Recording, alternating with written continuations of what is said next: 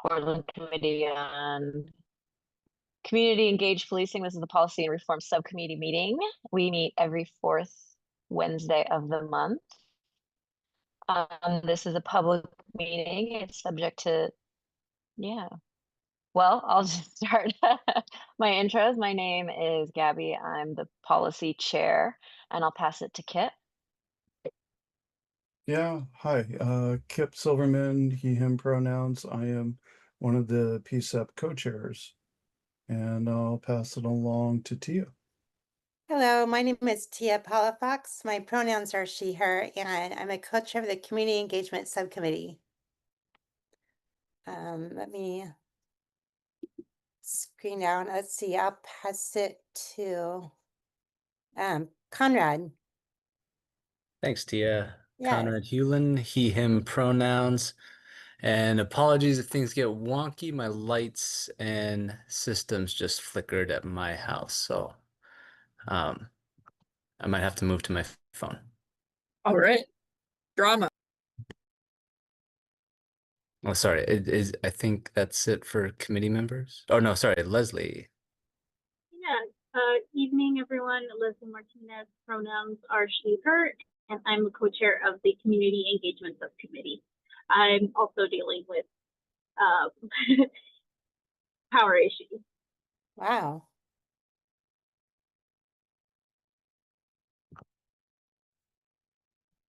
Oh, I'm muted. I'll jump in as staff. Dory Gruminski, PCCEP Program Manager.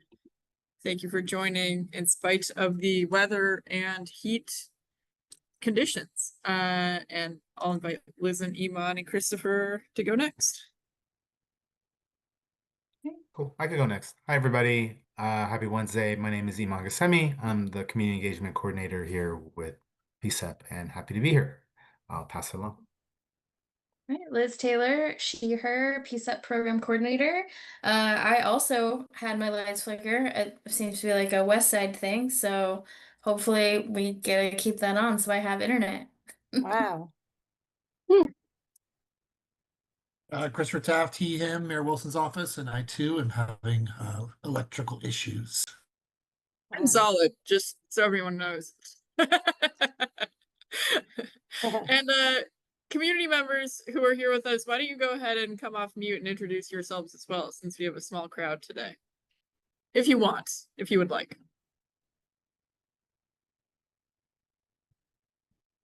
Barbara Boshinsky, Portland Cop Watch. And my power's fine. It's hot, but it's fine. Very good. Anyone else feel free to jump in.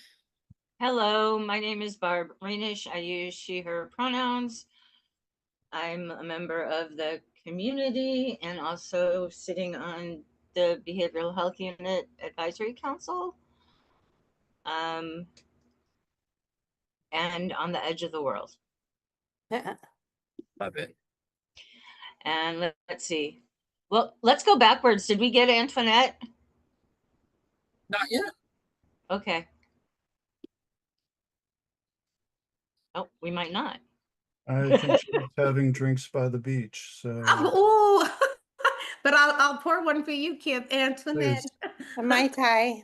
What about mine? It's good to see you all. All right. And anyone else, feel free to introduce yourselves in the chat. All right, moving on. And back to you, Gabby.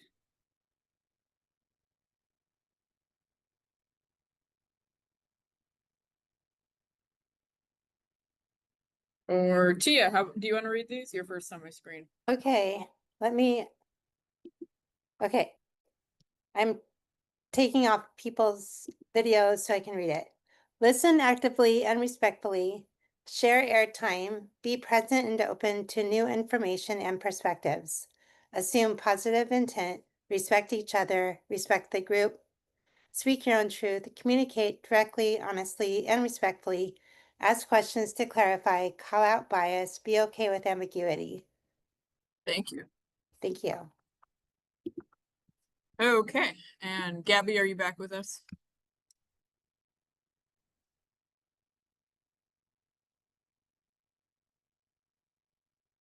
I don't see Gabby. Okay, so we're gonna start with updates as always. Then we are going to, we'll talk more about this when we get into the agenda, but we're gonna have an initial discussion about the PPB Stops Data Annual Report. This is gonna be more a discussion about what this report is, the things that are reported on, and the analysis done, and then looking through a couple of sort of headline findings from the year. But it's intended to be more of a primer discussion to help PCCEP engage with a more fully formed understanding of the different components of this report before you all engage with PPB on it. And if we have time, we may be joined by a FitCog staff member who will talk a little bit about their work on stops and conclude with open public comment. Okay, so let's get into updates. And Gabby, are you back? Okay, so I'll pass it to you for these, and we can support as needed.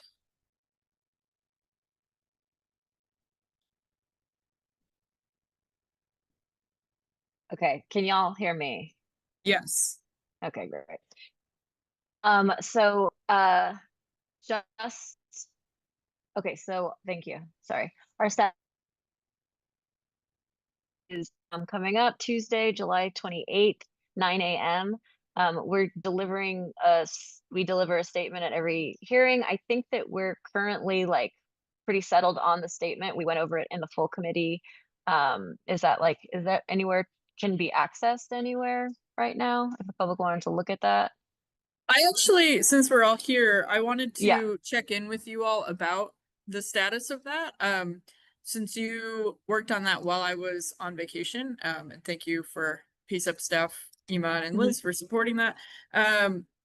So I wanted to hear from you where we are with the statement, if there are any steps that still need to be taken or questions to resolve.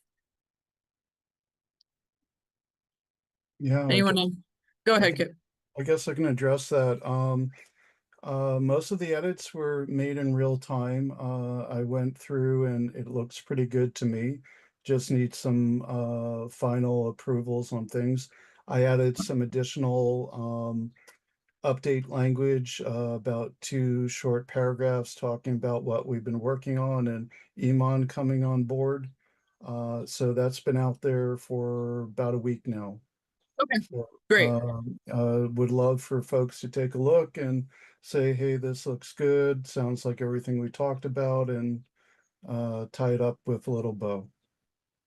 Perfect. I just wanted to make sure my understanding was current. Go ahead, Gabby. Yeah.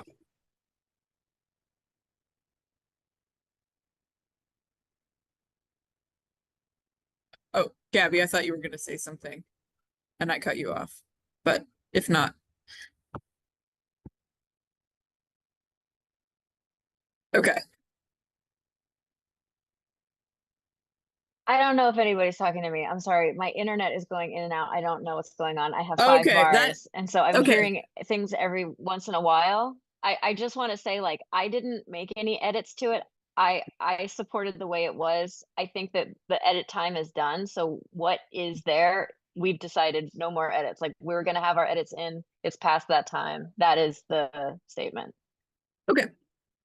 Great. And thanks for the context about the internet. That makes sense. I do believe we established a timeline. And members of the public may sign up to give testimony. We're due by the end of this week. So I think it's not totally correct that we don't have time to make any additional edits, because I believe the timeline we established allows us to make updates up to this Friday. But whoever, I don't have the meeting notes right in front of me, so please correct me if I'm wrong. Yeah, I think the edits were, or the new updated draft was supposed to be last Friday, and I actually was able to work on it Sunday. Unfortunately, last week was really busy for everything. But if there are things that are in question, still open to taking suggestions on what should be changed. But it should, I think it's in a pretty final form based on the in real time editing we did in the full committee meeting, and just added the parts that were brought up saying that they were missing. Okay, sounds good. I just wanted to get current. So I will make any final copy edits. I'll take a look and then circulate that to everybody and make sure that you're all on the same page. Okay, so I think we can move on from this. And Gabby, can we hear you? Yeah, so I think, can you hear me? Yes, you can? Yes. Okay, Yeah. great. I'm just gonna keep my video off, and Yeah. I'm using my hotspot, so it should be fine. So our next meeting, this is looking going forward, when we're talking about use of force. So the next meeting that we have is going to be on looking at the stops data, but the meeting after that is going to be looking at the use of force and the process of disciplinary actions, and subcommittee leadership working with PPB and city partners to secure presentations. We're trying to get some presentations on what that disciplinary process looks like, and have some leaders who've come to meetings before, and possibly some folks who may be new to me, and since I've been here a year. But that will be hopefully in September. Yeah. Right. All right. Thank Thanks, Gabby. And then I think we have just one last update here about we just wanted to put this in here to make everyone aware while we're in space together. So this is we're gonna have the first community engagement event that the community engagement subcommittee and Iman have been working on. Iman, do you want to very, very briefly kind of just sort of summarize what's here? Yeah, absolutely. Hey, everybody. We're super excited about this event. It was rescheduled to the 28th because it originally was set for yesterday, but as we all know, it was close to 100 degrees outside, and yeah, it was best to be inside. So this event is an outdoor event, and as of right now, the weather looks like it's about 80, so nice and crisp for a beautiful PDX evening for the community and the youth. And so overall, just everybody just coming out to celebrate the 1 year anniversary of the Fam Jam series, which is it's a weekly series every Tuesday evening from 5 to 8, weather dependent. And this event is hopefully going to bring about 500 attendees, and there'll be on our end over here, we'll have a couple tables. We'll have the members at the tables just interacting with folks. And every person that interacts with you, they'll fill out a survey, and which we'll go over the survey training and everything tomorrow. They'll be able to get a little ticket, and the ticket will give them a little goodie. So the goodie could be either like nachos, like nice nachos with cheese, or a frozen treat, or shaved ice, or anything, that they have over there. So, and while supplies last for them. And then we'll also have a photo booth there too, where they'll be able to take fun photos. They'll be emailed, or text to them as well. So, but we're looking just being able to interact with the community and the youth itself, who normally wouldn't go out to PCCEP events. So, and yeah, and that's where it's going to be located, the Dream Big Plaza. And that'll be from 5 to 8. And so if you all are around, please come on by, say hi, get a free treat, and have fun interacting with the community. Yeah, and I'll just quickly add, so I don't know if we highlighted it super prominently here, but the key sort of mechanism will be a community safety and policing survey for youth that we have developed. And so our PCCEP members and staff will be supporting administering that survey predominantly to teens who are at this event. And then we will come back in our community engagement subcommittee and start to parse some of that data and see how it informs, PCCEP's future work. So yeah, it's exciting to get started with being in community and doing some events with Iman's arrival, and excited to report back on how this goes. Yeah, definitely come join if you are free next Tuesday evening.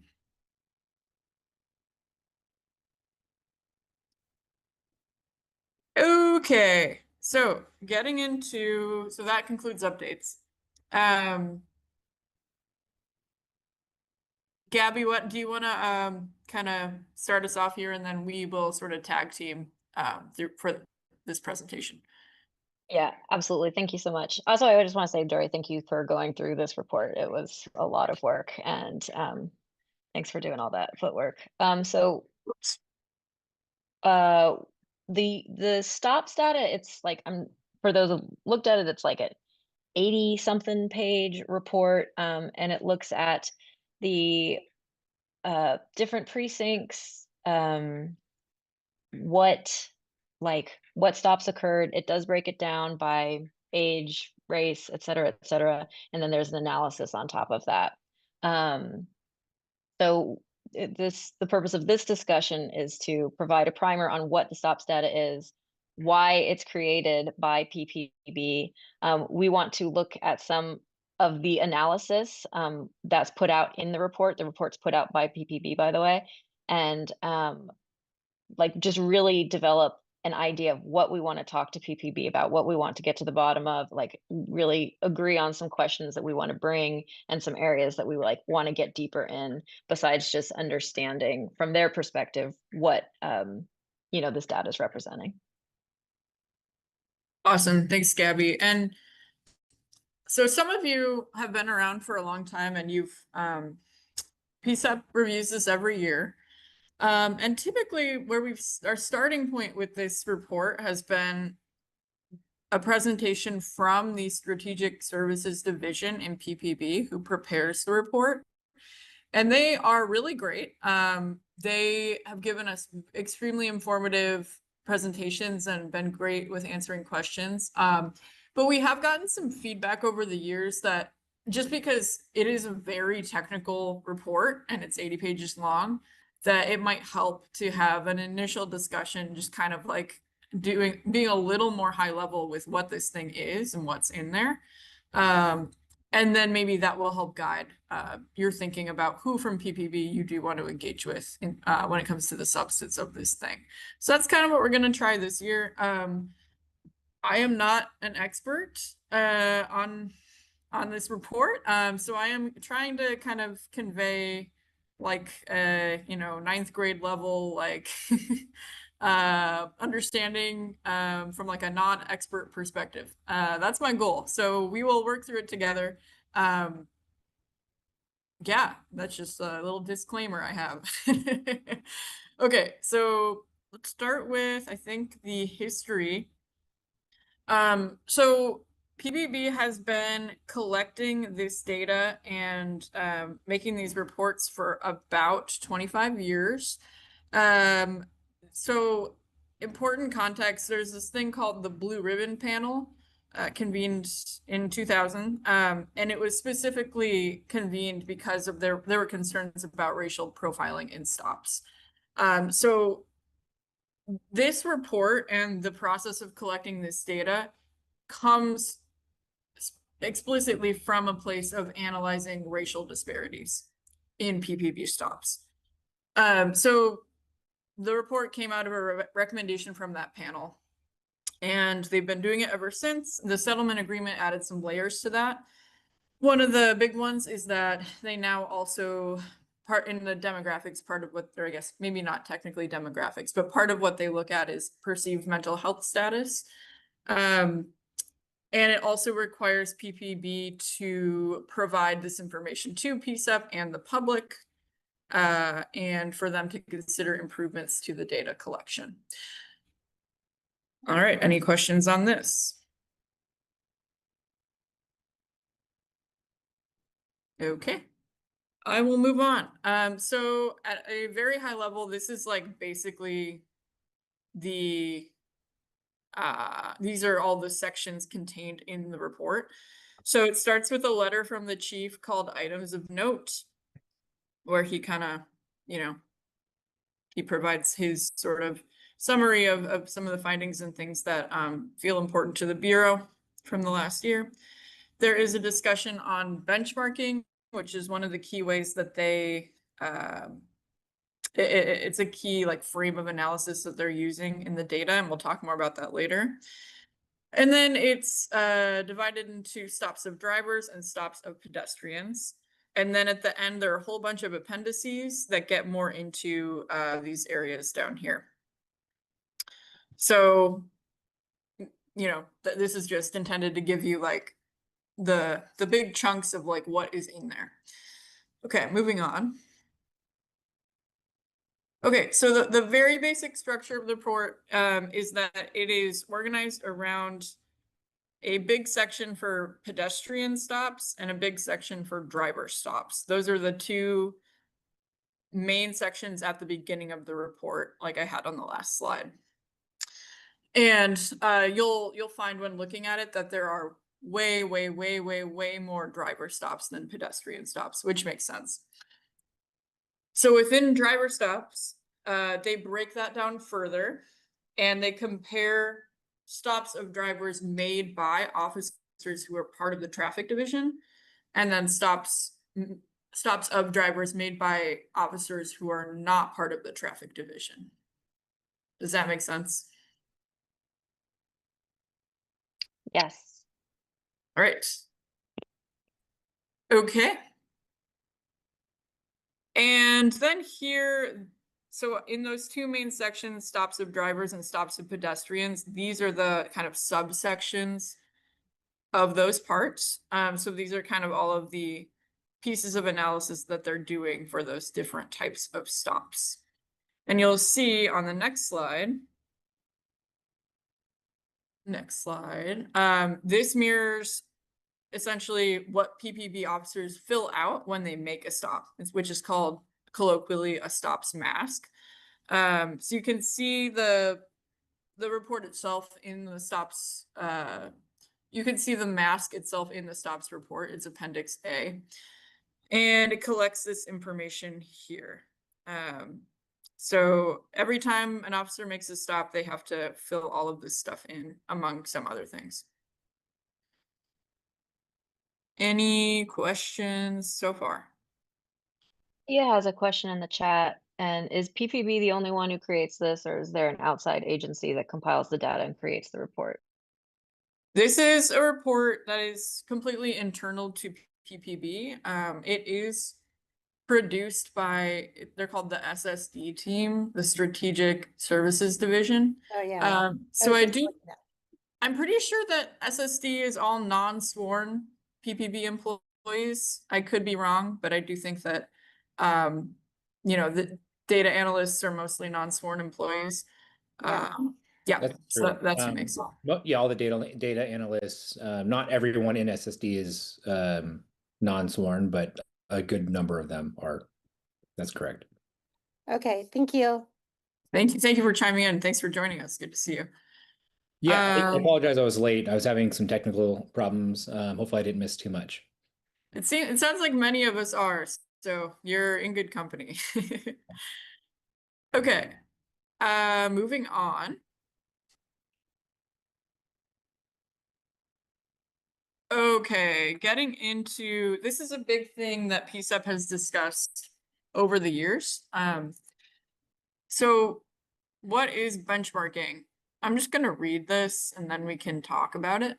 So benchmarking compares the demographics of people stopped by police with a comparison group that represents who might reasonably be exposed to that type of enforcement. So what this is it's intended to,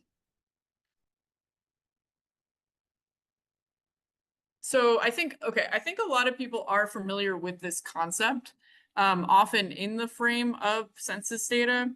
For example, if a workforce, if an employer, the city of Portland, let's say, I'm completely making this up, if 20% of the city of Portland workforce is Hispanic or Latino, and 5% of the Portland population is Hispanic or Latino, and you were to compare those two,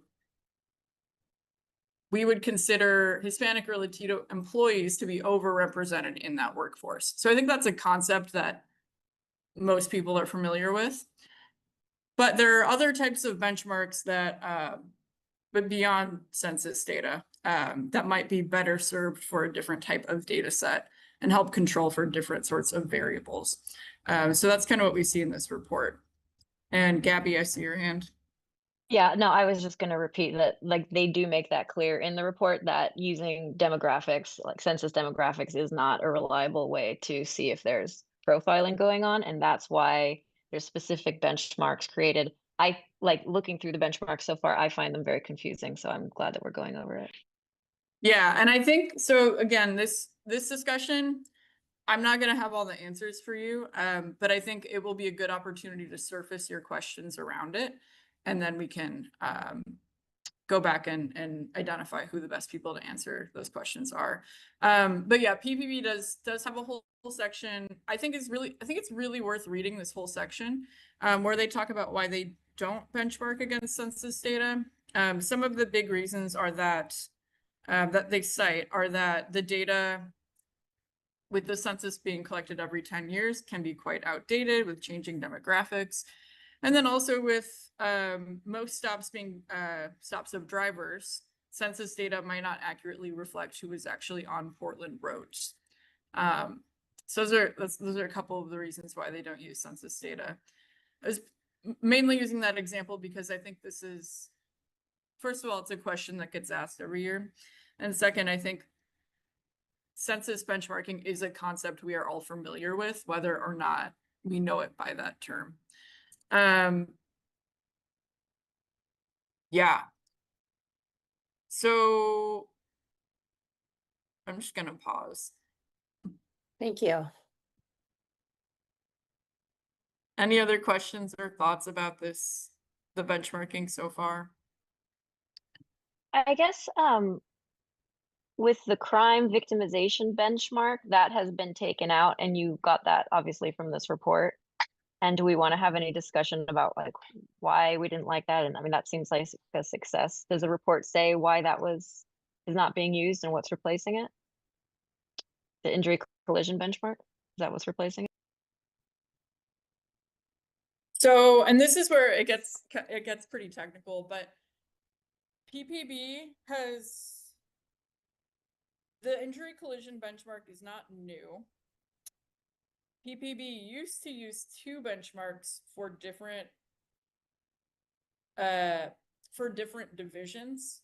So they used the injury collision benchmark for traffic division officers stopping drivers, and they used the crime victimization benchmark for non-traffic division officers stopping drivers. So again, it's I think very worth reading this section because that gets a little heady. But basically now they're using the injury collision for all divisions. That is my understanding. And what was the criticism of the crime victimization benchmark from PCCEP specifically? Are any members here who remember these conversations? I don't want to speak for you.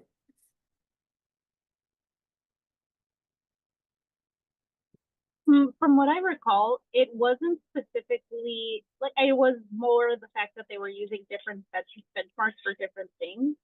And when we asked why this was used there wasn't like a really good answer.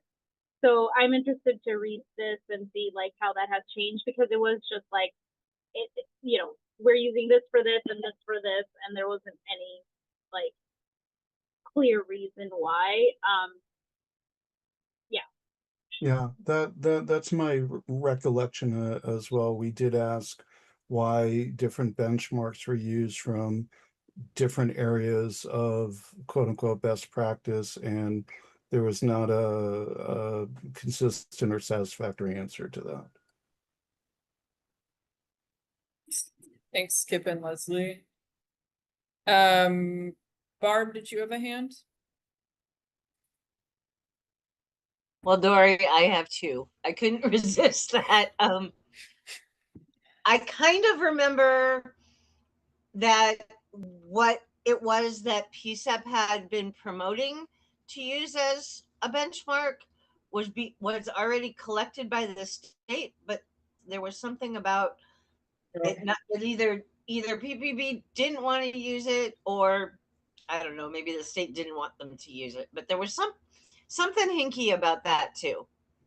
There was. That's related to Veil of Darkness, which we'll get into on the next slide. But I guess while we're on this section, and we can also circle back at the end and just talk about everything all together. But are there any, so it sounds like Gabby's surfacing a question about why, and I think this is in the report, but could be worth discussing further, why the switch to injury collision for all of the benchmarking. Any other questions that come up about this concept or how PPB does it or anything like that?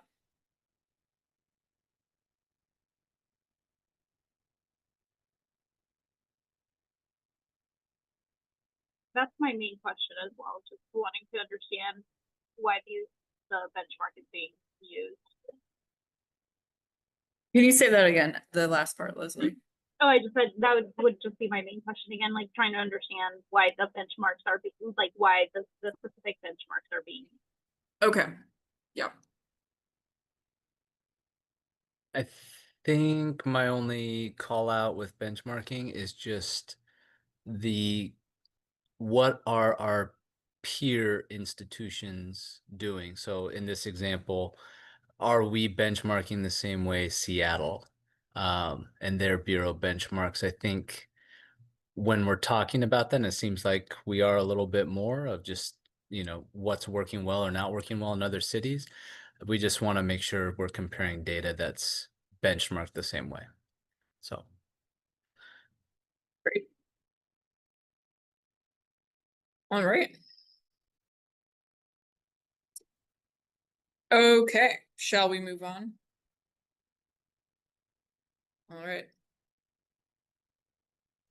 Okay, so this is what Barb was alluding to. So I was actually really heartened to see this when looking through the report. PCEP made a formal recommendation to PPB about 2 years ago that they implement a Veil of Darkness analysis in this report. And we engaged with Chief Day on that recommendation, and we had quite a few discussions. If I'm remembering correctly, the response to that recommendation was like they committed to checking or cross-referencing with the state data, but there was no commitment for PPB internally to do this analysis. And it turns out that they are. So it showed up in this report. So I thought that was really cool to see, and something that you all or this body has directly impacted. So what Veil of Darkness is, for anyone new, is a statistical method based on the idea that, day versus night, an officer during the day may be able to perceive the race of a driver, and at night they more likely cannot. And so it's essentially comparing daytime rates versus nighttime rates to see if there are any disparities. So that is present in this report as well. All right, moving on. Okay, so here's where I just started to summarize some of the findings and things that jumped out to me. This is not exhaustive. I think that you all should absolutely spend some time with this, but I know it is a very daunting document, so I wanted to just sort of help start to summarize some of the key findings and things that are different. So yeah. Okay, so number one, driver stops are up. They are not, the rate of increase is lower than it has been, but it's still an increase. So that's worth noting.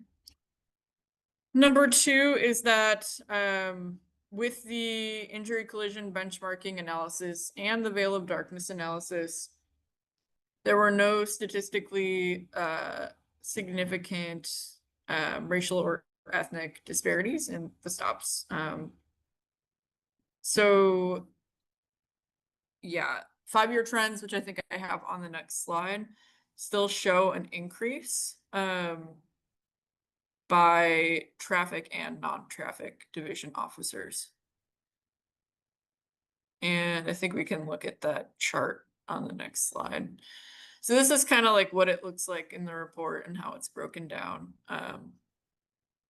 Traffic, non-traffic, race, ethnicity, and then number of stops and the share of the stops in terms of percentage over the last 5 years.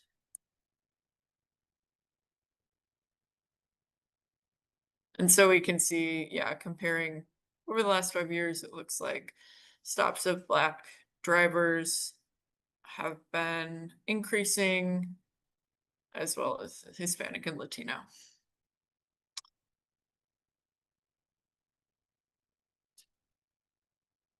Any questions about these findings? I guess, does the report get into any sort of reason why that might be? Yeah. So with the benchmarking,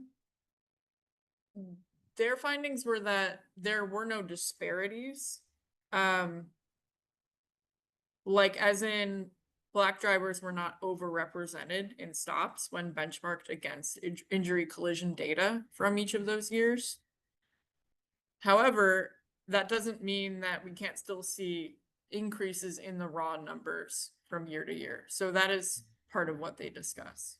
Yeah, and one of the things I brought up previously that also was not answered to my satisfaction was these are numbers in aggregate. And in aggregate, it doesn't tell us if certain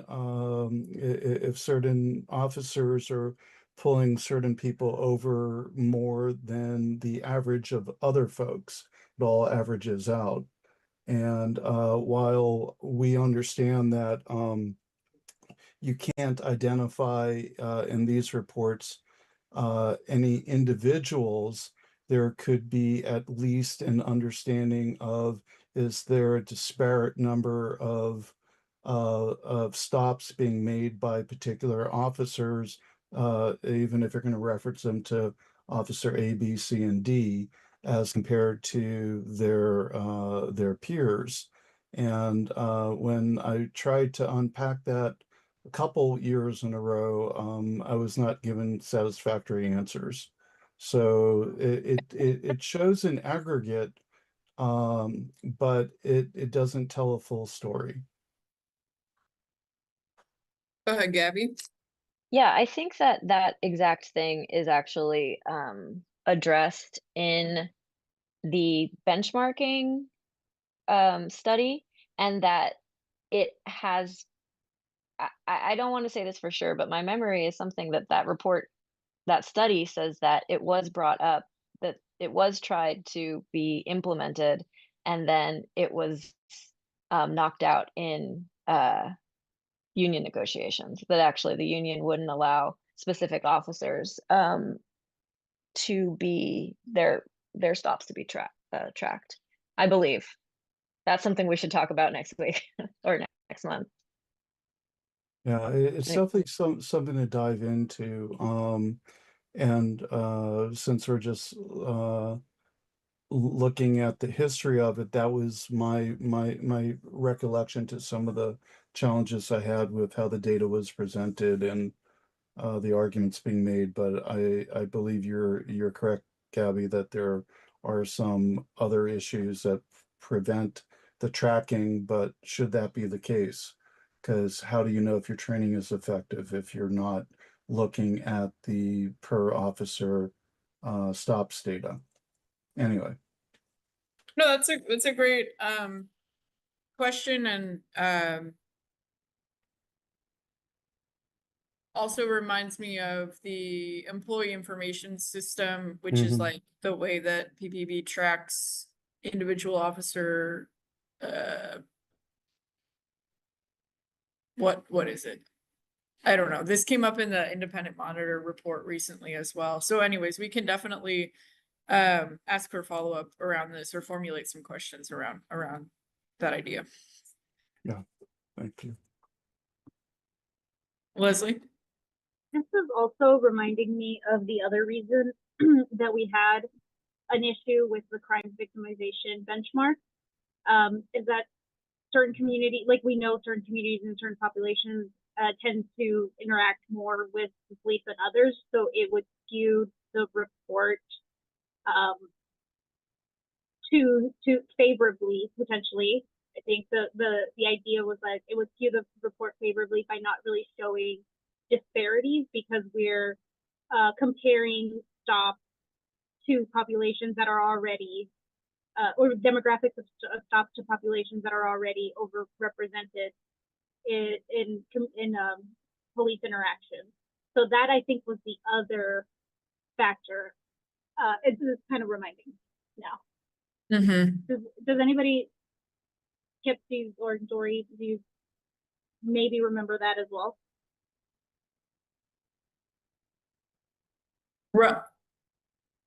So your question is as a criticism for using the crime victimization benchmark. So I was just kind of rounding out the yes, absolutely correct. Yes, okay, that's what I thought you said. And so yes, the idea that using specifically crime victimization, but I also think this came up with injury collision, using those as benchmarks. Some of the criticism in the past has been because certain racial groups are overrepresented in those types of incidents, and so it might provide a misleading weight to the benchmark, although I think that is also part of the argument for using them in the report itself. So yeah, it's a complicated subject, but Leslie, I think that's correct. That's what a lot of the discussion has been about in the past. Cool. Yeah, I just didn't want to forget to mention that, since there was a question of like why we made that recommendation previously. So I wanted to yeah, thank you for bring that full circle. Yeah. All right. Okay, couple more findings for you on the next slide.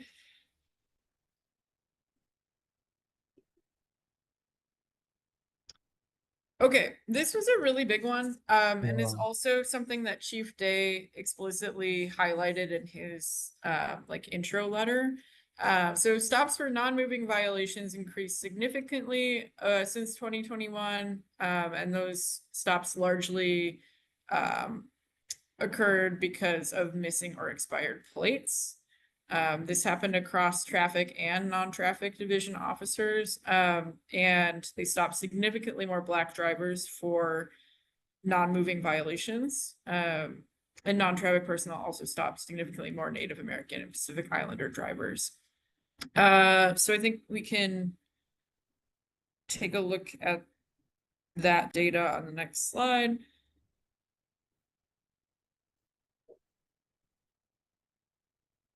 Yeah, so drivers perceived, I think I just put the, drivers perceived to be Black or African American were more likely to be stopped for non-moving offense by traffic and non-traffic personnel.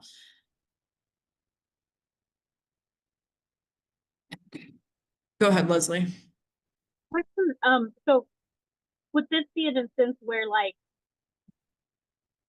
they are in their vehicle, or like the vehicle is like parked and somebody stopped, or I'm trying to kind of understand how the interaction happens with non-moving violations, I guess. I think PPB, if you could jump in on this, that would be great. I can answer that question. So let me get my camera on. A non-moving violation versus a moving violation. Moving violation being speeding, like you're driving your car and you're driving too fast, driving through a stop sign, signal lights, things like that. A non-moving violation is what we would consider like expired license plate tags, or not having a license plate, or having illegal window tint, anything related to the vehicle that's out of out of state statute that could give a citation for, if that makes sense. So there's the moving violation, obviously driving and operating, versus the vehicle being out of breaking a law of some kind. Got it. Answer Okay, your thank you. question? No, I understand. Yes. I think I just had like a little like blip, long day, very hot. And I'm like, okay, now it makes sense. Okay, thank you. Yeah, I get confused about it too. Non-moving, I think very Yeah, literally. like, Yeah. exactly. Yeah.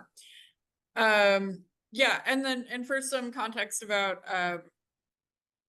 discussions over the years that PCCEP has had related to non-moving violations, and specifically license plates, I think, if I'm remembering correctly, is that there's been some concern that these might fall into the category of pretext stops, which would be if an officer is stopping a driver for the stated reason being license plates or something like that, and then but it's actually to for a different reason. And so that has been a concern that's come up over the years. And the increase, I think Chief Day himself says the increase in these types of stops is definitely a cause for more discussion and more analysis. So definitely notable. Anything else on this one? Yeah, if I may, I think it's one of those, it's fair for us to call out that in the situation we're in of budget constraint, the Bureau is not going to be doing itself any favors having all these non-moving violations, in contrast to all the information coming out about delays for other incidents that need police presence or alleged crimes happening. And so I think it's a really, in partnership conversation we can have of like, y'all, it's in the Bureau's best interest to really focus on this. And if we're seeing data on all these non-moving violations, that's going to put a strain on our whole dynamic. And I think that's one of those things we can extrapolate from the data that leads to a friendly but powerful recommendation. Great. Thanks, Conrad. I'm sorry. I'm so tired. Yeah, Anything else on this before we move on? Oh, sorry, Leslie, I cut you off. Oh no, I was gonna agree with Tia. Like the heat kind of Yeah. causes that drowsy. No, Yep. but I think on this, pretext stops definitely came to my mind as I'm kind of thinking about this. Conrad, you bring up a great point when we're thinking about like allocating resources. Like, is license a missing tag a good use of time when we're allocating resources? So thank you for calling that out. All right. And moving on. And again, I recommend reading their discussion of that section. Okay. Couple more here. Search rates across PPB were really very low, but consent search requests did increase. So a consent search, if anyone doesn't know, is pretty much what it sounds like. An officer requests, that if they can perform a search, and the person does not need to consent to that. Yeah, so searches occur in like 0.7% of stops, 62.1% of those resulted in finding contraband, and consent searches increased from 90 to 145 from 2024 to 2025. And PBB found no significant racial disparities in consent requests or discretionary search rates. Leslie? know what type of stop it was, or like, can we draw a correlation? Like, was it a moving violation? Was it a non-moving violation? And like, then the search happened. I think that is probably broken out in one of the charts in that section around page 17 to like 20. I don't think that it's on my slide. It's just something I'll make a note to look at when I review that. Yeah, and also when we're done with this, we can pull up the report and look at any parts that you guys are interested in more detail. Obviously, I put very little of the actual report on the slides. So looking at the chart for this one, oh wait, I didn't put it in. Never mind. Okay, back a slide, please. Any questions or thoughts about this? I have one thought, sorry, going back to the previous slide regarding like the tags and stuff like that. When it comes to those types of like non-moving violations, those to me seem like potentially like somebody didn't renew their license, their registration or something like that. It's not necessarily cheap to renew your registration.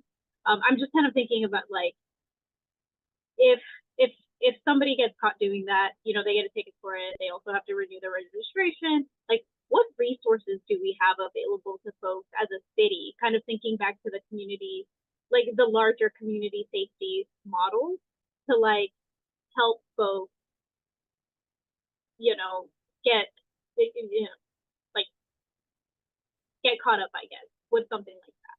Because like I'm thinking, you're already potentially, I'm just thinking about the person's situation, potentially you can't afford to get your plates renewed or your registration updated, then you also get potentially a ticket on top of it. Maybe not, maybe the officer's merciful, but kind of just thinking back to that larger community safety model.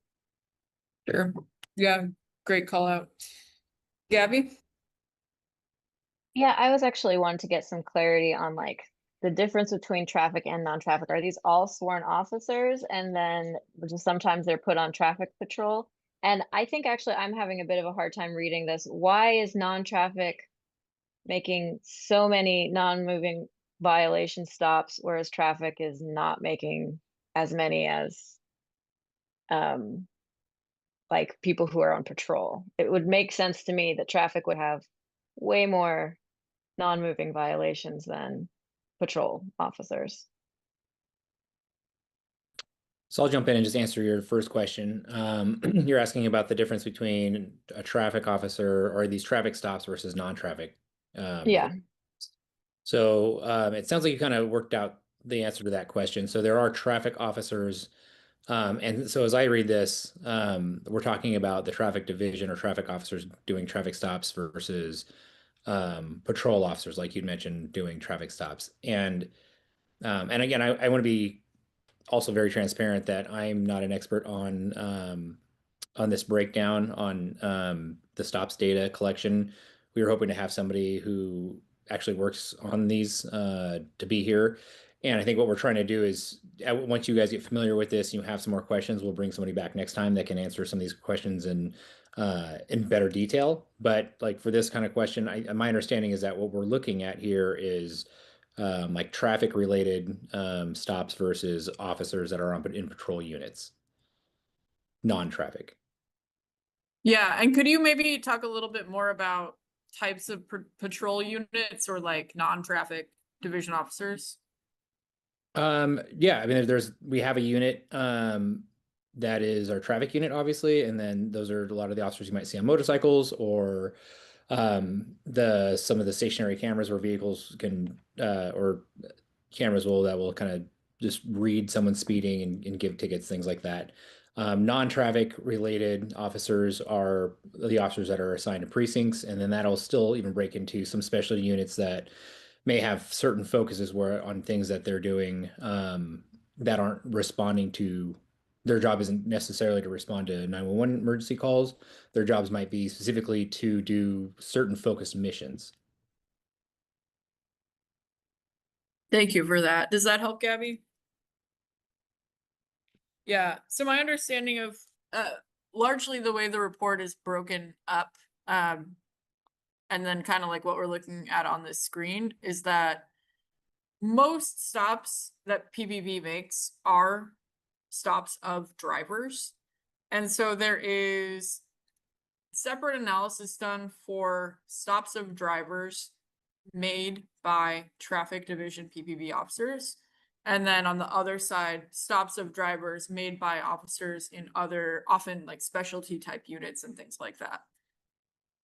Go ahead. Yeah, thank you. And so when we look at like, if we just look at traffic stops and under Asian, it says in 2025, 9.3%. 9.3% of the non-moving violations in 2025 were Asian folks. So that means that the other, like, how is this getting to 100? Is the other 90% moving violations?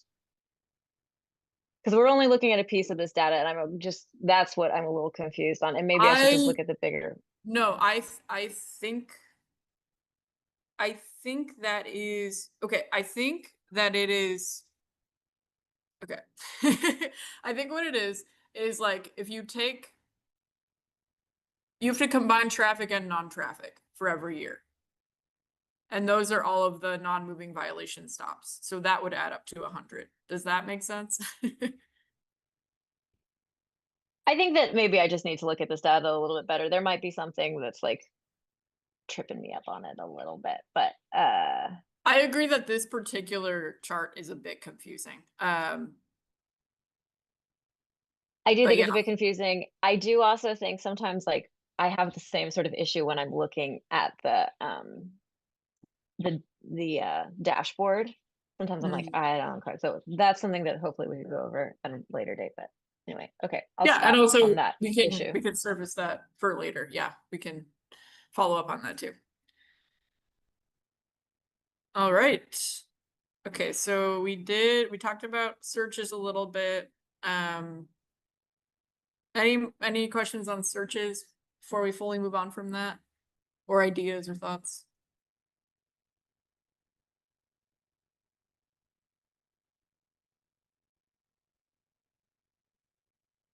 Okay, and then I think this is the last one I put in here. So this has come up most years as well, and is also why I invited the FitCog here to talk about their work around this.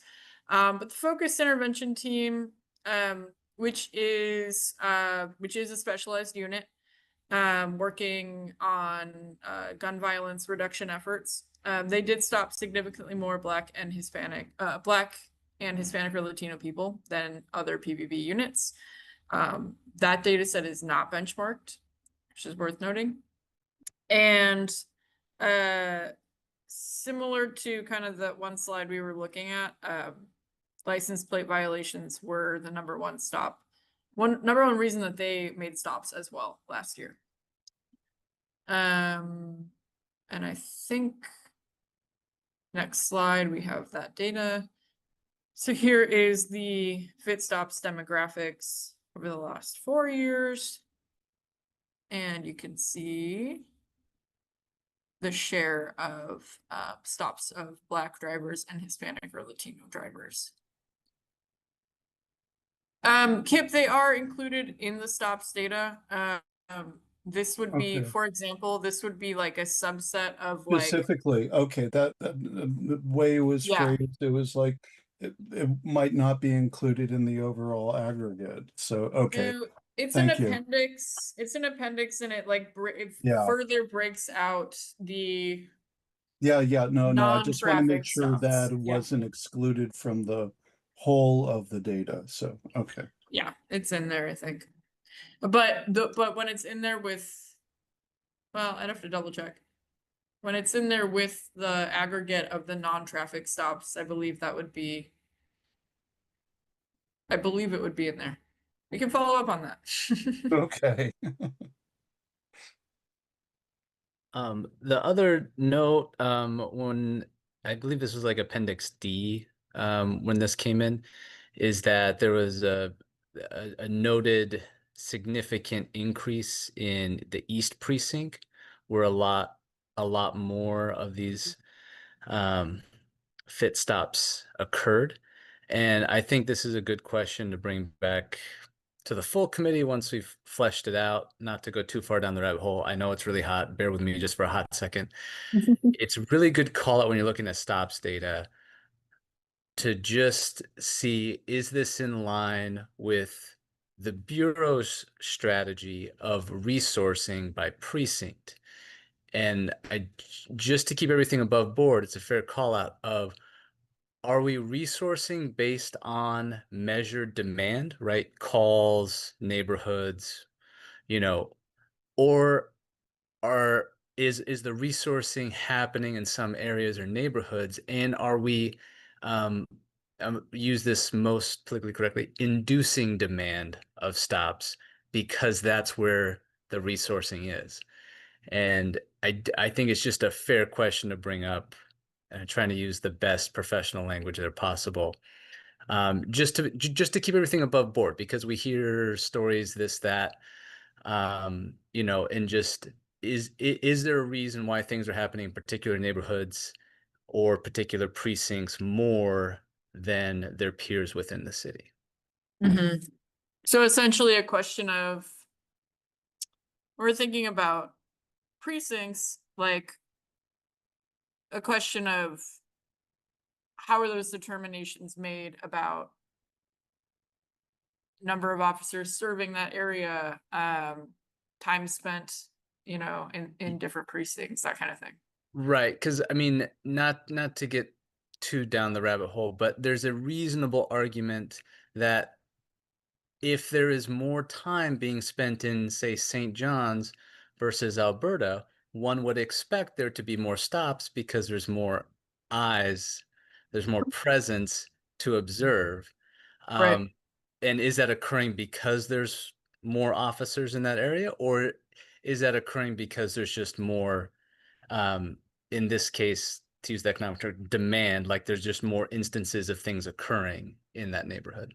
And Right. I think that's fair, a good pulse check for all of us Yeah. to ensure when we're engaging with community, the notion that some places are under policed or some places are over policed. And this data could help lead us down the path and conversation to speak to that. Yeah, I think that's a super interesting point. Could definitely explore that and see who would be good to engage with around that question.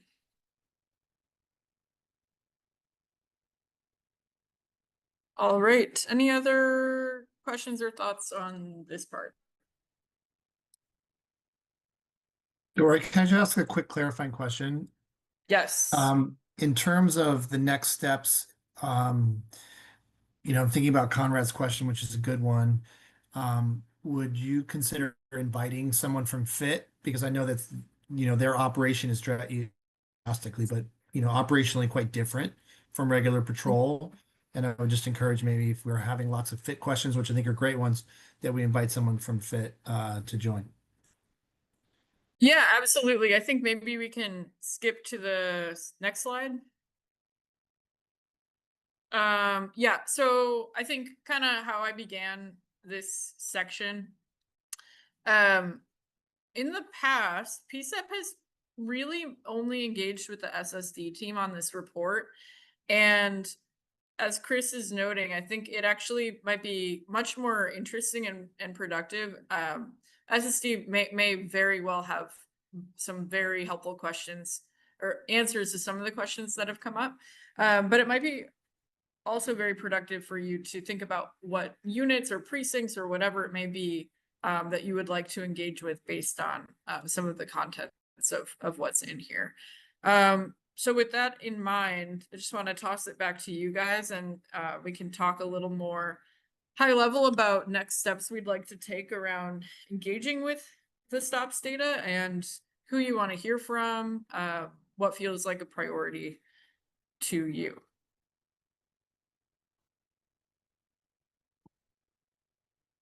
Well, who would, if we wanted to get at like to the bottom of Conrad's point, who would we talk to? Like, Any ideas about that?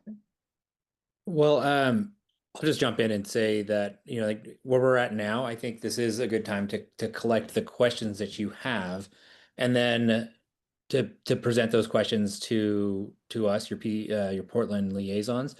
That way we can figure out who is the best people to answer particular questions. Like I think, seeing this, Fit would be the best, a representative from Fit would be the best person to talk about what they do, how they're doing it, and why they're doing it. When we talk about, and I'm trying to understand Conrad's question better so I can think about who would be best to answer that. I don't know if maybe a precinct captain or commander would be helpful in helping you understand how the precincts are staffed, what areas, because one thing I understand and know is the precincts are divided up into call volume zones, I guess you would say.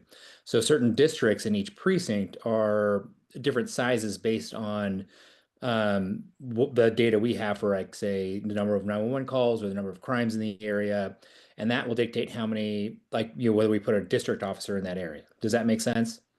And then when it comes down to, officers aren't bound to stay in that district if there's not a 911 call to answer.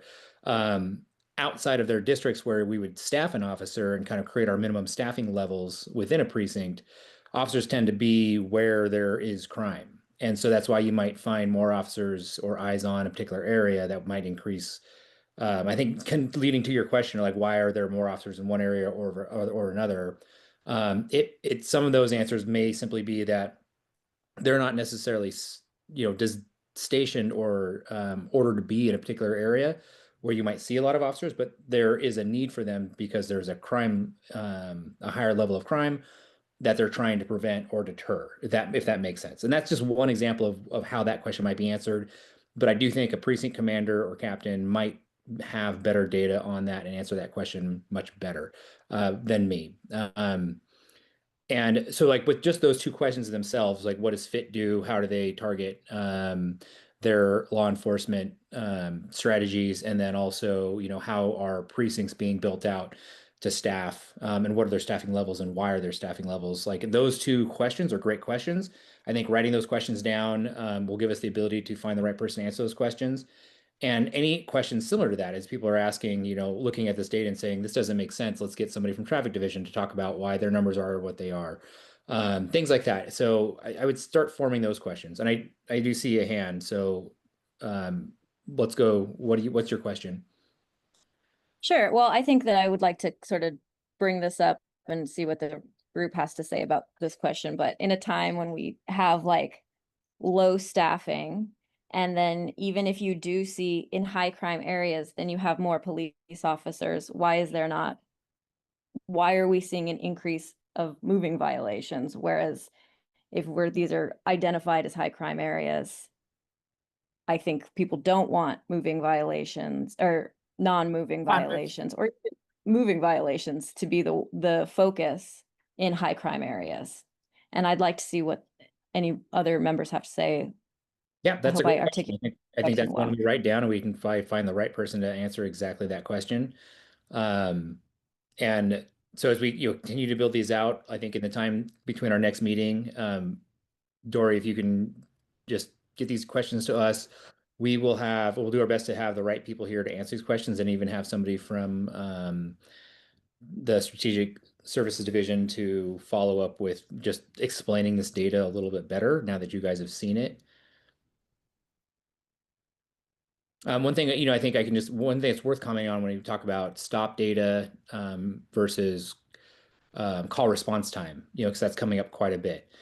One thing that has a huge impact on call response time is major incidents. So that's our staffing level, and say, like, if there's a barricaded subject with a hostage, or a barricaded subject with a victim, again, you're a criminal that commits a crime and then maybe runs into a house and tries to hide.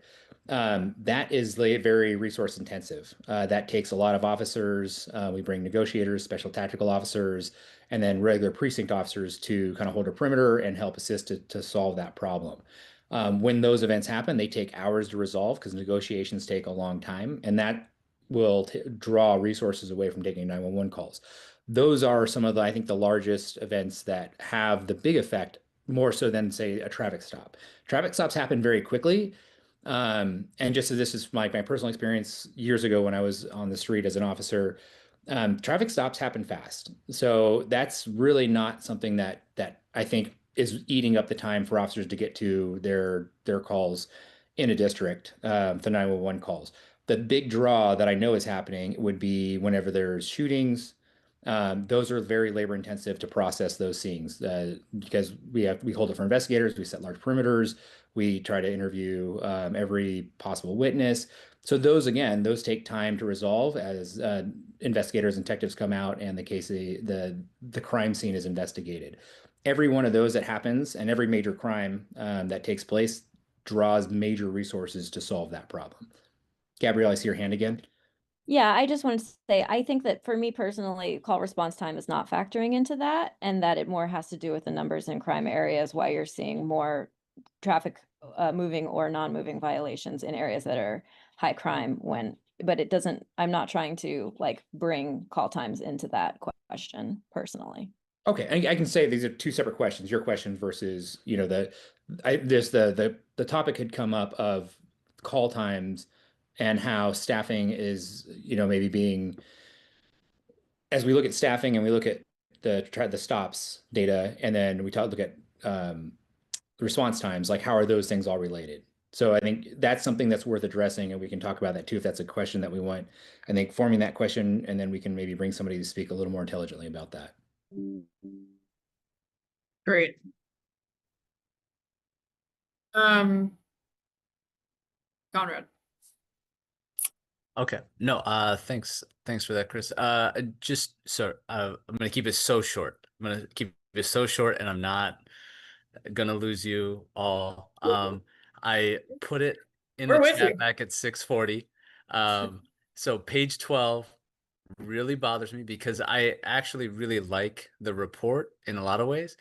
But again, it's been a little bit since probability and understanding probability value, the little p, and the coefficient of determination, right? The R squared.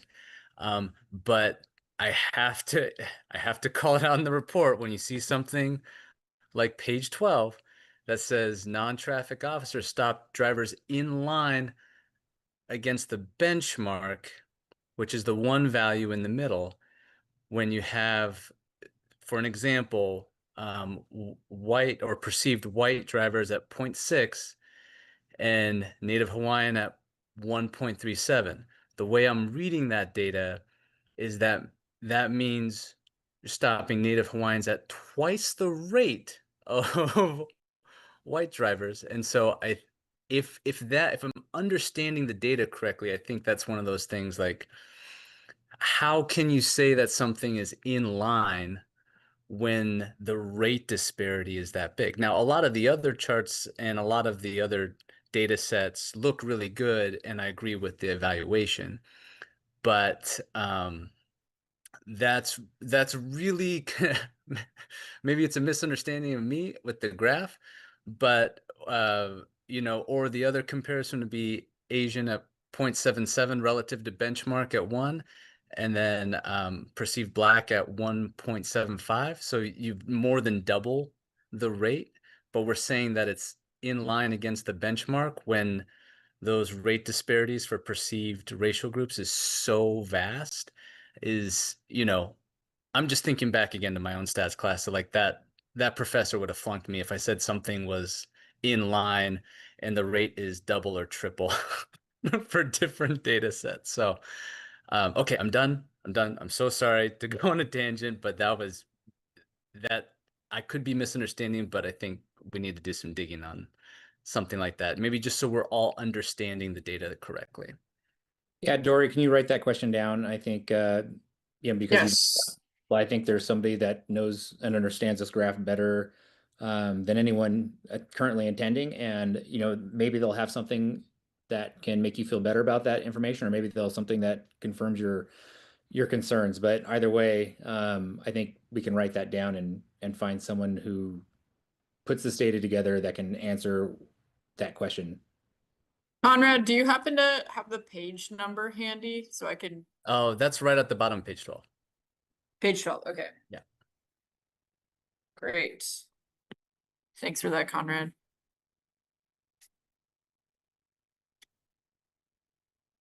All right. Okay, so far, some of the things we've highlighted are questions around resourcing precincts. We've discussed that a bit.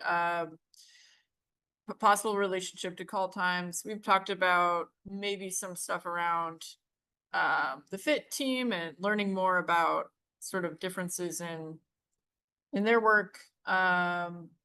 Why we've talked about why there's been an increase in non-moving violations, wanting to know more about that. And then this figure we just looked at with the benchmarking, and wanting to know if that actually does show racial disparities after all. Gabby? Yeah, I wanted to just, we had a conversation before Kip brought up the point about like the individual officers and why that like isn't being pushed forward. And if anybody want to talk about that, I don't know if that's a question we want to ask. Yeah, Kip.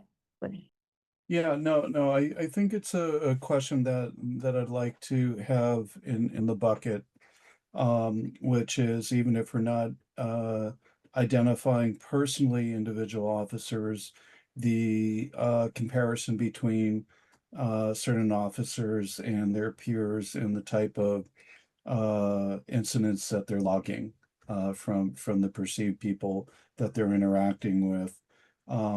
I also wanted to add something else, but Gabby, I don't know if you had more that you wanted to. No, okay. This has been brought up previously as well, and Actually, Kip, can I interrupt you? Because I'm yeah, also taking notes here. yeah, I want to be able to answer that question, that first question before we move on to the next one, and help me understand it more. I know, Dory, you're also taking notes and with the questions, but I'm also trying to have my version so we can come together and hopefully have a good range of answers for everything that everyone's asking. yeah, Um, if you could reword that question again, because I'm having a hard yeah. time understanding exactly what you're looking for, so I'm going to have a hard time finding an answer for that. Let me see if I can rephrase it.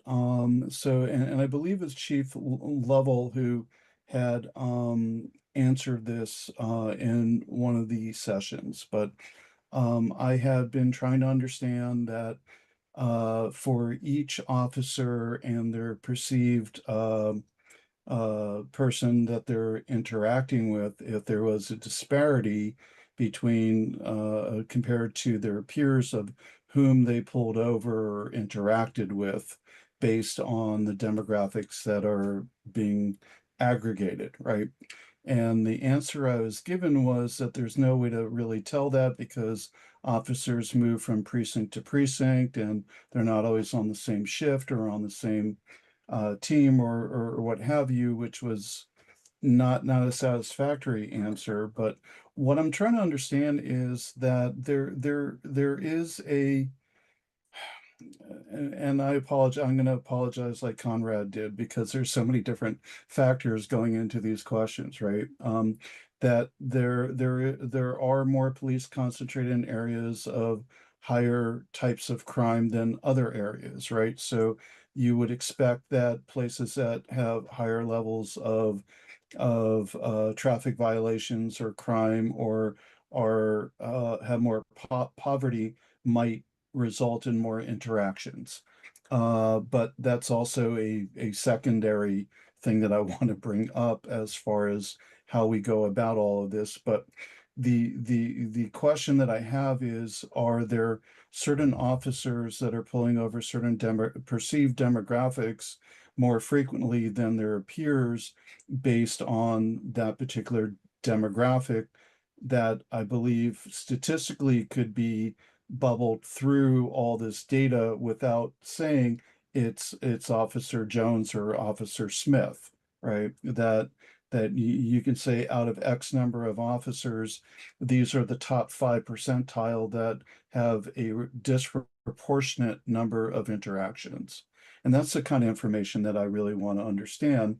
And not to like point a finger at a particular officer, but this helps us understand that the conversation that we've been having about solving some of the problems from the settlement agreement and some of the and the enhanced training that has been happening and the de-emphasis on certain types of violations is actually happening. And without that data, it's really hard for us to make that determination. Okay, and let me see if I can remember, because I remember this Does that topic. kind of make sense? It does make a lot more sense. And I think when Okay. when I heard this question the first time, I think Dory, did you mention that maybe the union got involved with like the reason why the data can't reflect the individual officer that is making stops? Is that Gabby mentioned that. okay, Gabby? I'm sorry. Okay. So I guess as we write that question down, that might be worth talking to the union about, and then also like our stats team, just to say like, can we get this data? Do we do this data? And then also, did the union argue against that? And I can kind of see why the union might want to. Sure, but I want to interrupt real quickly. I'm not asking for names. I'm wanting to understand, out of 800 some odd sworn officers, are there a certain percentage that are involved in these stops that have a disproportionate number of interactions with certain demographics? And maybe it's 3% of them, right? Or maybe it's Right. 20% or whatever. I'm not You're looking trying to see if the point the data can finger. show that whether it's going to give a name or not, that it can point to a particular officer in a particular shift, working a particular precinct is stopping more, whether it shows a name or not. Is that? Yes, Yeah. thank you. Yeah, no, I think I get that. I think we can figure out one if that data exists. I obviously can't answer that. I don't do these charts, but I think we can at least, now that we have the question, we can start asking the people who do this if that's a possibility. I don't know if that is, and again, I think to speak to what the chief had given you the answer about, some of that data may be hard to grasp in the sense that officers do not always work the same shift. But if it's doable and if that data exists, we'll just see if it can be what we can find. I think that's probably the easiest way to say that instead of saying it can't be done. We'll just look. I think appreciate somebody does this, the data collection, and we'll just look into by having them answer this question better than me. Yeah, and I do think there's some interesting intersections between that idea and the way that the EIS, Employee Information System, works, which I do believe is not identifying information, but is a way to track potentially violations and then disciplinary measures. So it's an interesting question. Kip, what I hear you saying is like the kind of thing where it's like 20% of the things were done by 2% of the people type thing. Like, just like to give a sense of like, Potentially, yeah. but That could be an outcome, yeah. I think we're all on the same I page. think on the other side of that, and this may not be transparency in the sense the public doesn't get to see this, but speaking to the EIS system, that system is designed to track if there is an officer that is trending consistently with any policy violations, consistent policy violations or issues, so it can be handled. I mean, like I can tell you from the command staff level, we are concerned about those type of problems too, like to have. Sure. A particular officer or a handful of officers that are continually violating rights or violating policy. But It's something we want to know as well. So, it's something I think it's worth knowing, and we can see if this information can also lend to that. But we do look for this in our own system. But to the point I want to make with that, apologies, is that they're not necessarily, if this is the case, they're not necessarily violating anything. They're doing their job.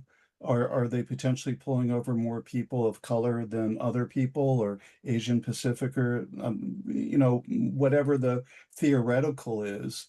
It's still within the parameters of a valid stop. It just, are they targeting certain people more often than others, is what I'm really looking to understand. Because if they were violating a directive, then yeah, that would fall into the EIS. But this is not something that would be reflected in that, I don't believe. That's probably true, but again, what I'm just trying to say is that also, as supervisors and command staff, we would want to know this information too. Yeah. Right. We don't want like some small outliers. I would hope so. Racial profiling, of course. Yeah. And the other follow-up question I had on that, and this has been brought up, in fact, I think Dan Handelman has brought this up a couple of years in a row, that when you have a concentration of officers in a particular area, they're obviously going to see more traffic violations than in an area that they're not in. And if they're focusing on quote unquote higher crime or higher poverty area, as opposed to somewhere in the Southwest, in the West Hills.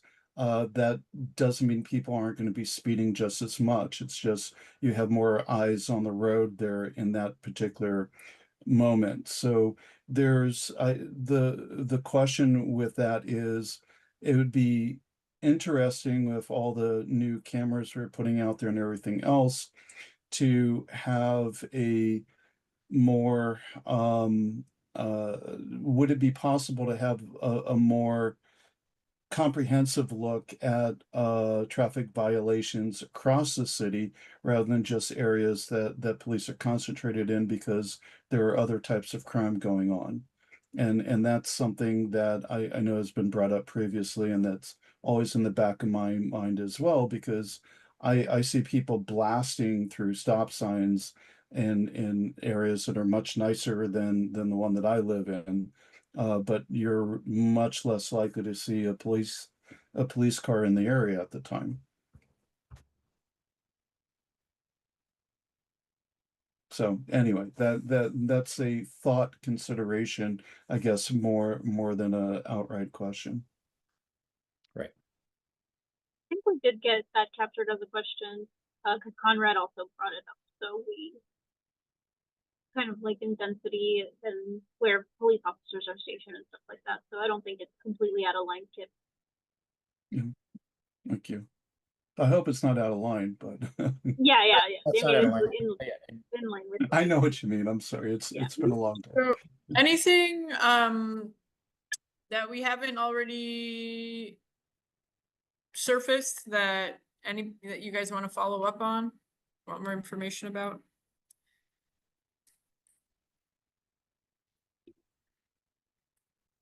Okay, so I think I have a solid list here. I mean, absolutely plenty to get into. We'll have to think about how we want to structure a meeting or potentially multiple meetings. If you know, I think there are a lot of folks from PPB who we might want to engage with on this breadth of topics. So Gabby.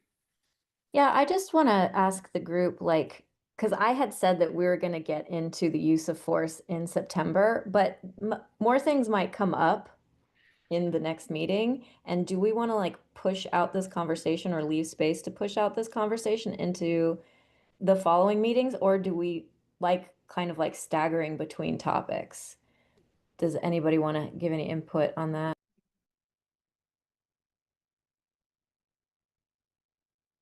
Conrad, Kip, Tia, Leslie, do you have any input on that? Yes, I'm kind of thinking that for me, I do want to see, like, when we digest this list of questions, who do we need to talk to and like what their availability is, because I do recognize that like we'd be dealing with a lot of people who are very busy, and so seeing like what their schedules are like and how we can collaborate with them to get the answers we need. I think I'd want to start there.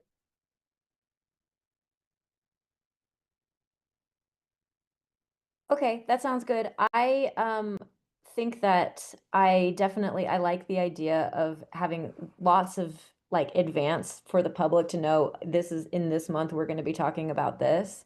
So I guess then I'll also just say we might not be discussing the use of force in September, but use of force and the disciplinary process is an upcoming meeting, and I'm going to actually maybe stop bringing it up.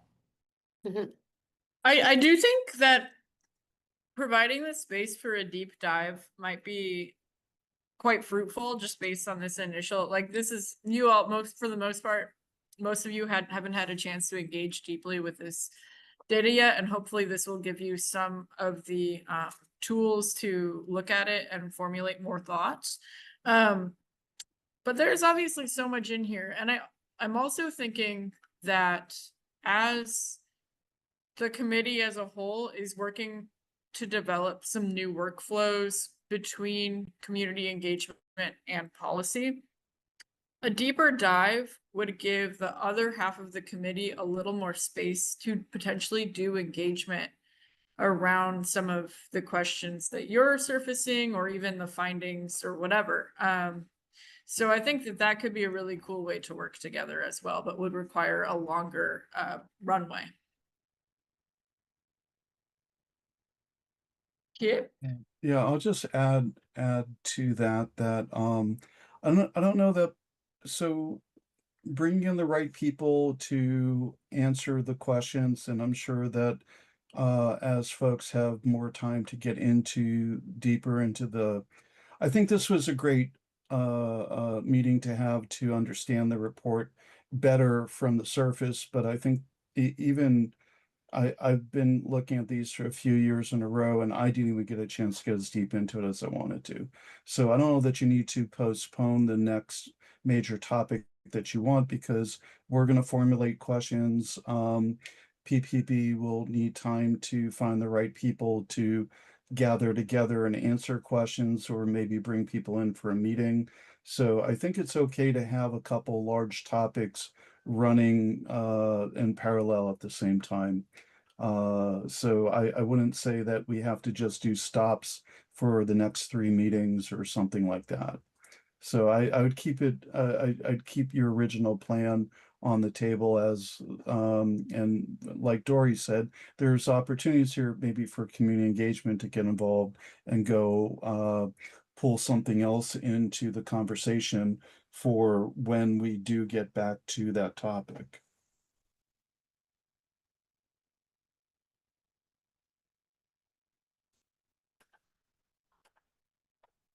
Leslie?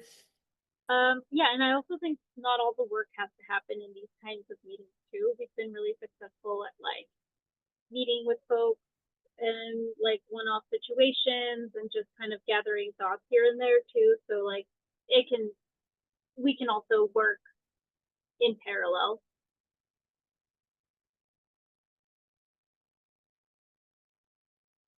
Okay. Yeah, I think yes, working in parallel is a great idea. I also think, as a reminder, we will have the next steering committee, I think it's in September. So that'll be an opportunity to talk about like alignment and collaboration and blah blah blah. So yeah. Okay, so do we feel good on this item? We feel we're prepared to, I'll send off these questions and we'll kind of formulate some next steps around this offline. Awesome. Okay, well, we do have a segue into our last quick item of the meeting. Edith, are you with us? I am. Yay, okay. Hey, yeah, so I will introduce you in just a second. Just wanted to make sure you were online. So this will hopefully be a helpful addendum to the discussion that we just had. So PCCEP members, many of you are familiar with the FitCog. Edith will speak more to it. But they, you know, specifically work with that FIT team.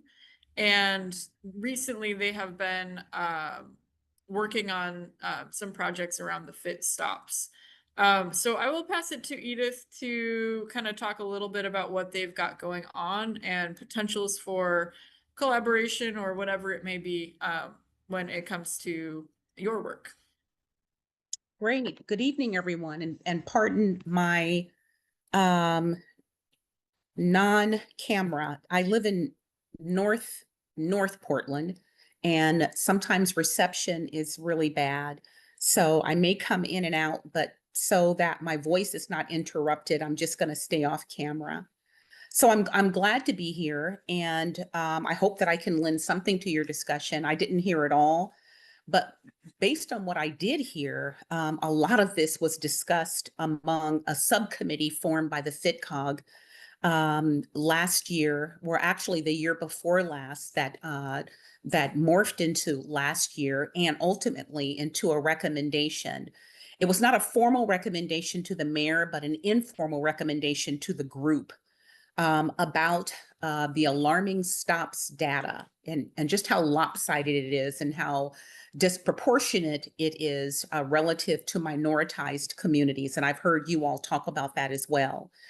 So Dory, is that what you want me to talk about, or the stops data itself, which I don't think I'm prepared to do, or just at least relative to the fit, but not in general? Or do you want me to talk about somewhat of a solution that we came up with, or an idea that we came up with to address it as far as the fit is concerned, which folks is 10 officers and 2 sergeants?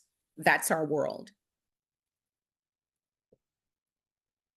Edith, Dory stepped away to use the restroom, but I believe she wanted to hear about what the FitCog is working on and how they're doing that oversight of the stops data, and just what their work is generally around that.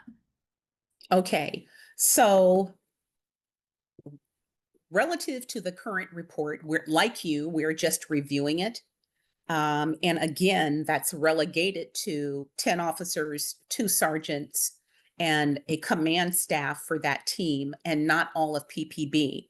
So our view is a lot smaller than yours. So in May of last year, a stops committee recommendation was developed from the FitCog, from one of their subcommittees.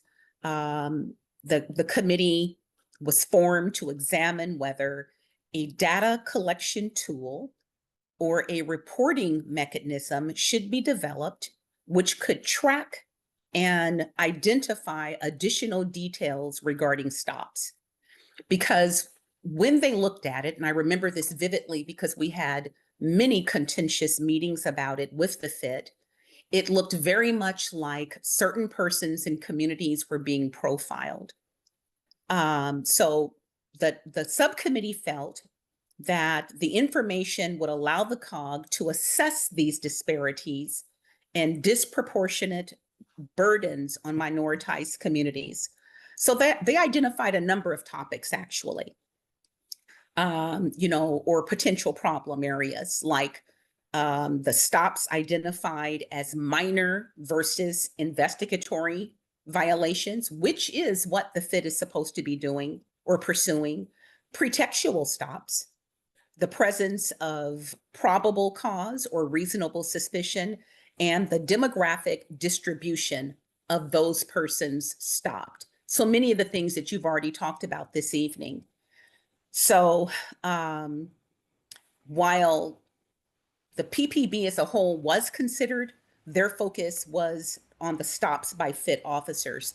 They did their due diligence. They met with Lieutenant Israel Hill and Acting Sergeant Michelle Petty, who had been with the FIT since its formation, but recently is pursuing another position. Lieutenant Hill is still with the Focus Intervention Team. Oh, by the way, I'm assuming everyone knows what the Focus Intervention Team is and its community oversight group. Is that correct? Is there anyone who doesn't know? I should have defined that. I apologize. I think it'd be great if you could define it. Thank you, Edith. Oh, absolutely. So the Focus Intervention Team was formed in response to an out of control situation in Portland in 2021 relative to gun violence. Portland was in a crisis situation at epic proportions. They ranked very high nationally. I wasn't living here then. I used to read a lot about it, but as a solution to address that, the mayor at that time, Mayor Wheeler, formed the Focus Intervention Team. This elite squad, I call them elite. I'm become very familiar with a lot of the officers. They're a great team, was formed to address shootings and homicides. If there's a shooting in Portland, very likely the Focus Intervention Team will respond to that. And the mayor, however, was willing to form that so long as they had a community oversight group. You have a person in your meeting who was very instrumental in making that happen, and that is Mrs. Edwards, Antoinette Edwards, who could give you the details of how that came about as well as Reverend Dr. Matthew Hennessy and a few others who approached the mayor and said, we've got to do something about the out of control violence. And so a lot of people think it has something to do with the GVRT. However, it's completely separate from that. GVRT was stopped. The focus intervention team was formed specifically to address shootings and gun violence and homicides. And they are the only specialty team of PPB that has a community oversight group. Ms. Edwards, did you want to add anything to that? You did just great.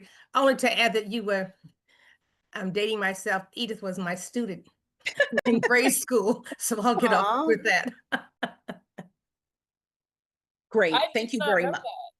Wow, I had no idea. Yeah.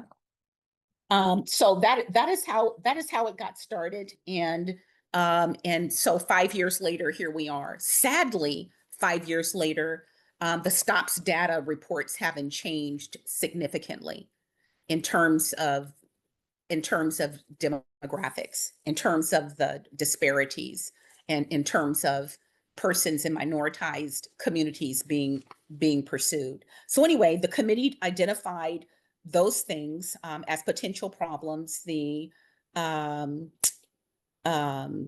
stops identified as minor versus investigatory stops, pretextual stops, the presence of probable cause or reasonable suspicion, and the demographic distribution of the stops. And they brought in Lieutenant Hill, they brought in Acting Sergeant Michelle Petty. They also brought in Dr. Brian Rinnauer, a professor of criminology and criminal justice at Portland State University. He's authored several reports that address PPB's traffic stop and search data. And that might be someone who could help you as you all navigate these waters. But in essence, and in response to numerous questions by this subcommittee of the FITCOG, the officers, that is Lieutenant Hill and Officer Michelle Petty, just talked about various things and responded with this information. When completing the stops data collection reports, officers are required to note the initial reason for traffic stops, and this information is carried through to official stops data collection. This process is officially regulated and must comply with state guidelines to include the original reason for the stop. Also, this stops data cannot reveal the identity of the stopped subject. Those are Oregon state guidelines that they must comply with. And then sometimes they stop people for other reasons. They stop people for smaller crimes, trying to get to bigger crimes. And there are instances where the intention for a stop is not to make the stop itself, but rather to obtain information on an ongoing investigation, as the FIT team is supposed to pursue data-driven stops. So stops that they already have, they're to make stops that they already have information on. From time to time, they make different stops because they are officers. If they're seeing a crime, if it's in plain view, then they can't ignore it, obviously, but they're organized to deal with and pursue data-driven stops. They do not make pretextual stops or stops for minor violations with the actual purpose of searching vehicles or subjects. However, there are instances when that does happen. And so they answered a lot of questions, and that was kind of where those questions led to. But Dr. Brian Rinnauer of Portland State University, his reports focus on the difficulty of assessing racial disparities in stops because of benchmarking. And this is noted in the current stops data collection report, especially as it regards the FIT, pages 65 through 68. Benchmarking or establishing a standard by which stops could be assessed. For example, if the law enforcement is focused on certain areas or neighborhoods of color, stops data would very naturally reflect that fact rather than improper conduct or profiling. So normally when someone sees a very high number or a disproportionate number of stops of one group, you're thinking they're getting profiled. Well, if you're only making stops in, or primarily making stops in that community, Dr. Rinauer states, then quite naturally that's what the data is going to reflect. He also suggested that they obtain qualitative data, they being the FitCog, by asking questions of FIT officers, why stops were made, and that would be helpful. And to focus on discretionary stops, which are those stops which involve minor traffic violations or don't result in traffic tickets, to ensure they are mission-based. So he gave those suggestions, and during our meetings, we have something called a confidential briefing, during which we talk about very robustly the use of force, searches and seizures, and and their traffic stops and what occurred. This committee, so they talked to officers, they talked to Professor Rinauer. They also examined the veil of darkness, for example, data, which I believe PCCEP did as well a couple of years ago. And I think the result of that was that Chief Day confirmed that Oregon was collecting veil of darkness data, and it had been determined that PPB is in compliance. They also examined or researched other organizations like Measures for Justice, and just what they were doing, and in their annual report, it was highlighted the need for a criminal justice system to be transparent and accessible. So a lot of things came out of meeting with the FIT officers and with Professor Rinauer, and examining Multnomah County's data, which kind of mirrors the city of Portland's data relative to persons who are stopped.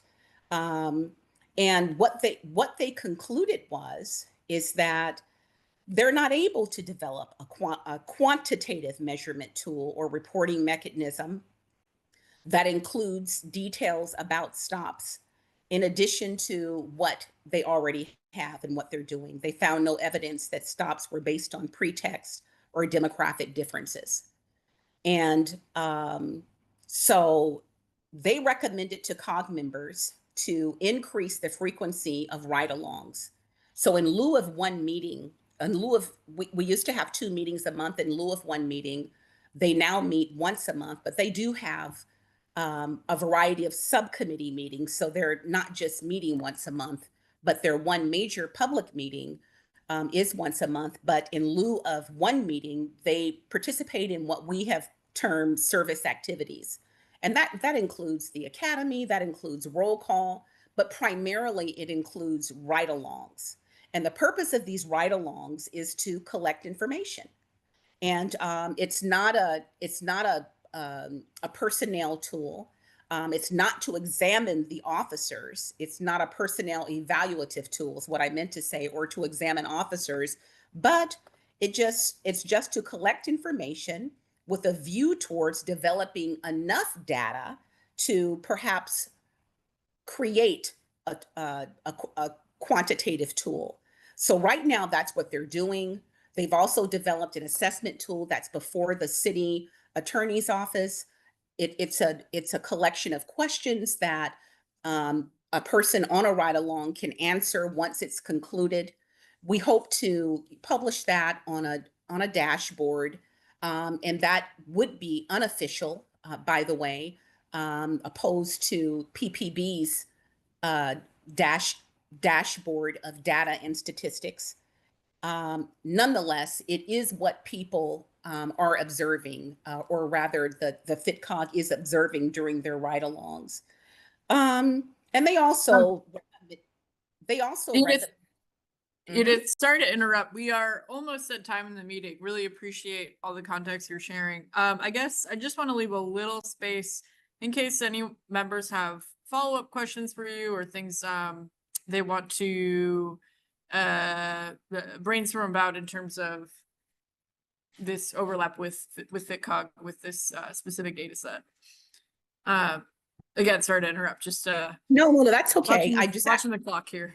No, that's fine. I actually had just one more comment to make on this committee's recommendation, and that was they also recommended that members regularly ask the FIT to identify and describe the number of stops and what happened on the stops. And again, that does happen during our meetings with the FIT, and it helps. Oh, finally, the FIT for the FitCog prepares quarterly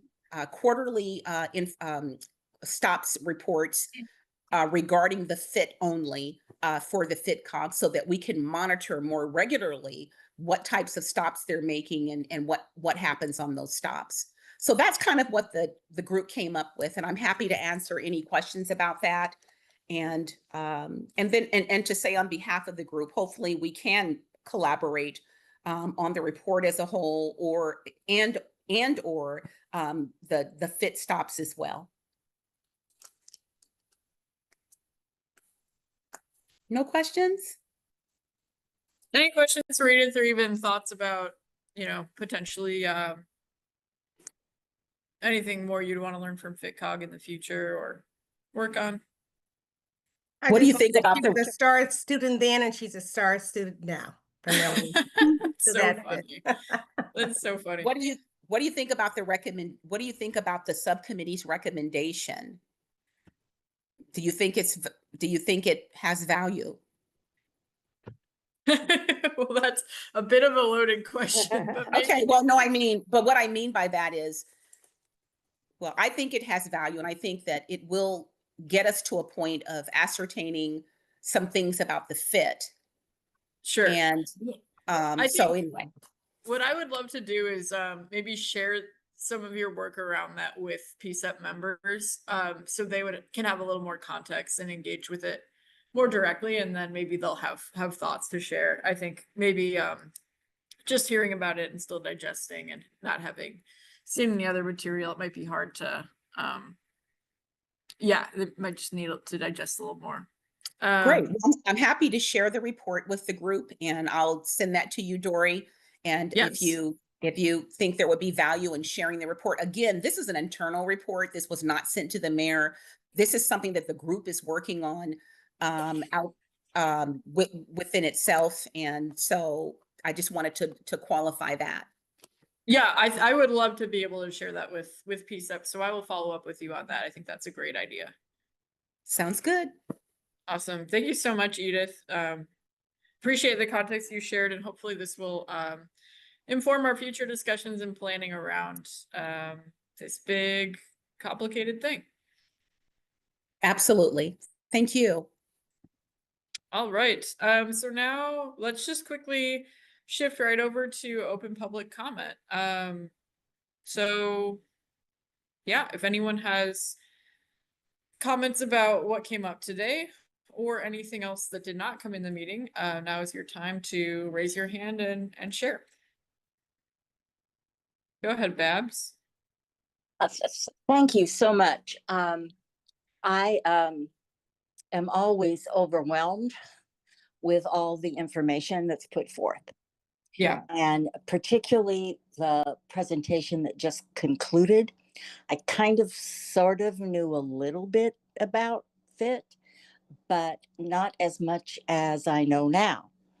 And am pleased to hear that, or would like to say, hoping we can collaborate moving forward. So again, there was a lot of data to observe, to think through, and I just want to thank you all for the work that you've all done. I will continue to do my part, which involves reporting back to the Northeast Coalition of Neighborhoods. I'm on the board, and I haven't given a report about PCCEP for a while, but it seems like that might be worth doing. Our next meeting will be in September. And then, as we're all aware, we have an election coming up. in November. So things will move very quickly. So just wanted to thank you all. And I don't, thank you for recognizing me. I don't know why my name didn't show up. A little bit technically challenged, but please keep up the good work and know that there are hundreds, if not thousands, of Portlanders who are getting more involved and continuing to show up and testify either written or in person at numerous city council meetings. Thank you so much. Thank you so much, Babs. And for that September meeting, if you ever want anyone from PCCEP to join and present about what we do, we would be more than happy to join you. So let us know. Yes, I will. There's all these things on the docket, as you can well imagine, as I said, with the election coming up. However, PCCEP's work will continue no matter what happens in November. So thank you. Absolutely. Thank you so much. You bet. Barb? Oops. Hello there, everyone. I just wanted to take a couple minutes. This was really a good informative meeting. And I think trying to understand the stops reports and other reports before you see them, or before everybody sees them, or before a single person sees them, whatever you guys want to do. You should have ways for people to learn about them. And at one point, I was considering joining or putting together like a journal club around reading it was the COCO reports then, but it would be the monitors reports now. And I'm gonna save the rest. Thank you. Oh, sorry to confuse you guys because I put FitCog or Fit instead of FitCog.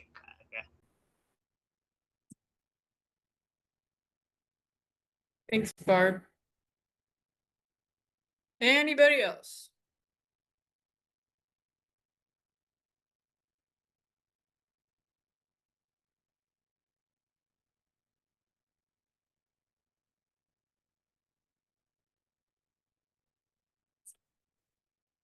All right. I think we might be able to end perfectly on time. We love that. So I will pass it to Gabby to close this out. Before we do that, I just want to give everyone a heads up that tomorrow Iman is running a community engagement training for any members who are curious about joining us for the event next week, or anybody who is interested in doing that at any point in time. So if you happen to be free tomorrow to drop in between 12 and 1, please join us. It's on your calendar. Okay, and over to Gabby to conclude the meeting. Okay, I just want to say thank you so much to everybody. I really appreciate the discussion, all the questions. I'm really looking forward to having these questions face to face, virtually, of course. Our next meeting is July 28th. Our meetings are always, the fourth Wednesday of the month. Please join PCCEP Tuesday, July 28th at the Dream Big Community Engagement event at the Dream Big Plaza from 5 to 8 p.m. Our public meetings are from 6 to 8 p.m. over Zoom. The next meeting, we are going to be going over the use of force, the stops data report. We're going to be asking those questions, getting those answers. So part 2, looking forward to it. Thank you to everybody for all your hard work.